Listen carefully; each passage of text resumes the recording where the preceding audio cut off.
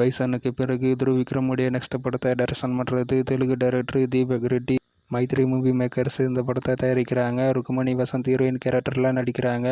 சாயபங்கர் music பண்ணுறாரு. Romantic comedy entertainer இந்த படத்துக்கான ஜேனரு. தளபதியுடைய கில்லி படத்தை பிப்ரவரி 20 ரீரிலீஸ் பண்ணுறாங்க. மறுபடியும் ஏற்கனவே ரீரிலீஸ் ஆகி பெரிய சம்பவம் பண்ணுச்சு பாக்ஸ் ஆஃபீஸ் கலெக்ஷனில். இந்த வாட்டி ரீரிலீஸ் ஆகும்போது என்ன சம்பவம் பண்ணுது பாக்ஸ் ஆஃபீஸ் கலெக்ஷனில் அப்படின்னு வெயிட் பண்ணி பார்க்கலாம். இது கூடவே அஜித்துடைய துணிவு படமும் பிப்ரவரி 20 ரீரிலீஸ் பண்ண போகிறாங்களாம். அஜித்துடைய துணிவு படத்தை ஏற்கனவே தெரி மங்காத்தா படம் ரீரிலீஸ் ஆகிறதாக இருந்தது. தெரி படம் ரிலீஸ் ஆகலை, மங்காத்தா படம் மட்டும்தான் ரீரிலீஸ் ஆச்சு. அப்போ கிளாஸ் நடக்கலை, இப்போ கிளாஸ் நடக்கும் அப்படின்ற மாதிரி சோசியல் மீடியாஸில் பேசப்படுது. சிவகார்த்தியனுடைய 26வது படமான செய்யோன் இந்த படத்துக்கான ஃபர்ஸ்ட் லுக் போஸ்டர் ரிலீஸ் பண்ணியிருக்காங்க. சிவகுமார் முருகேசன் டைரக்ஷன் பண்ணுறாரு.